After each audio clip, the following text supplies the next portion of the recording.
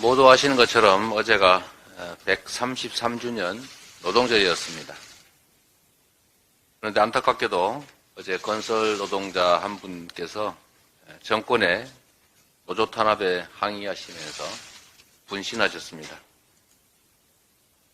참으로 안타까운 일입니다. 온 마음을 다해서 퇴유하시기를 빕니다. 지금까지 정부가 건설 노조를 상대로 압수수색 13차례, 15명 구속, 소환 조사 950명 이렇게 조사했다고 합니다.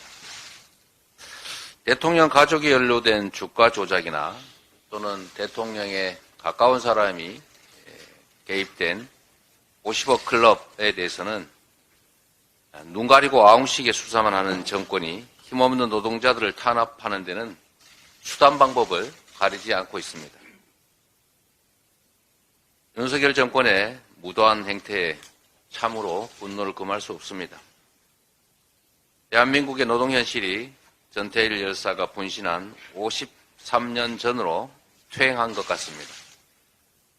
노동자를 죽음으로 내모는 노조 탄압을 즉각 중단할 것을 촉구합니다. 노동시장의 이중구조는 우리 사회의 핵심 문제 중에 하나입니다. 전체 임금 노동자의 약 17%인 350만 명이 파견, 용역 같은 간접 노동자들로 추정된다고 합니다. 이분들은 임금과 고용 안정성 등에 있어서 매우 불합리한 차별에 직면해 있습니다. 특히 구조적으로 불안정한 간접 고용 노동자들의 지위를 악용하는 중간 착취는 노동시장 왜곡을 더욱 심화시키는 주범입니다. 현행법에서는 파견 수수료에 대한 규제가 없습니다. 이로 인해서 파견업체들이 각종 명목으로 관리 비용을 과다하게 책정해도 재계약과 고용 승계에 압박을 받는 간접 고용 노동자들은 이 일을 제기하기가 어렵습니다. 이 때문에 원청이 임금을 인상해도 상당수가 중간 착취되는 경우가 허다합니다. 이런 노동자들이하고 그 대가는 파견 업체들이 챙기는 이런 잘못된 구조를 방치하는 한 노동시장 이중 구조 해소는 요원합니다. 특히 동일노동, 동일임금이라고 하는 이 헌법상의 원칙이 전혀 지켜지지 않고 있습니다. 같은 사업장에서 같은 시간에 같은 일을 하고 같은 성과를 내도 비정규직이라는 이유로 임금의 차별을 받습니다.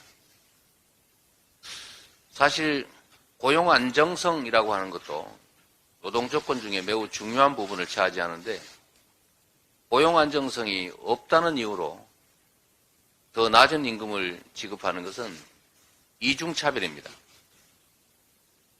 대다수 해외 선진국들의 사례를 보면 똑같은 일을 정규직이 아니라 비정규직이 할 경우에는 더 많은 보수를 지급합니다.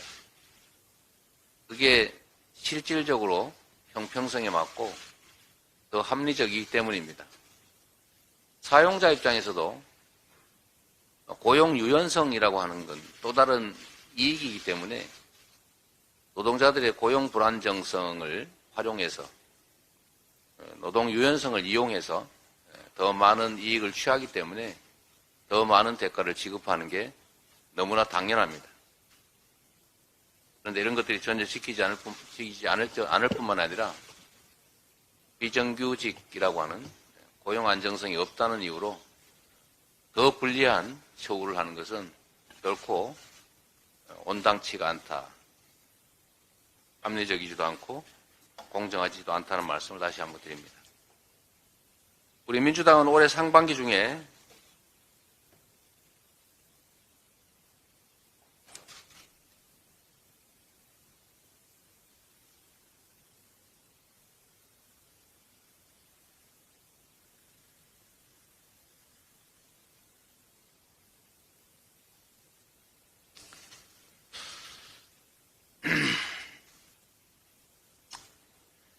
우리 민주당은 올해 상반기 중에 중간착취 방지법을 처리하겠습니다.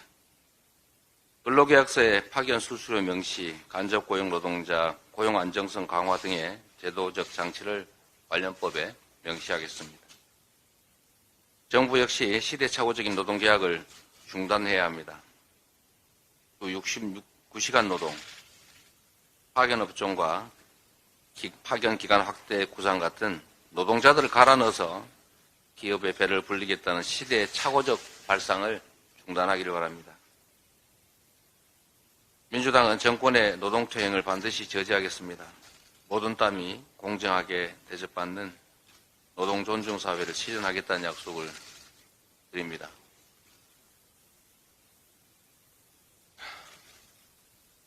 조금 전에 분신하신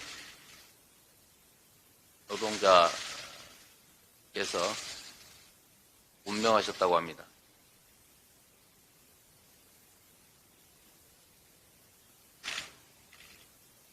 괜찮으시면 잠시 명복을 비는 묵념을 잠깐 할까 하는데 괜찮겠죠? 모두 일어서 주시면.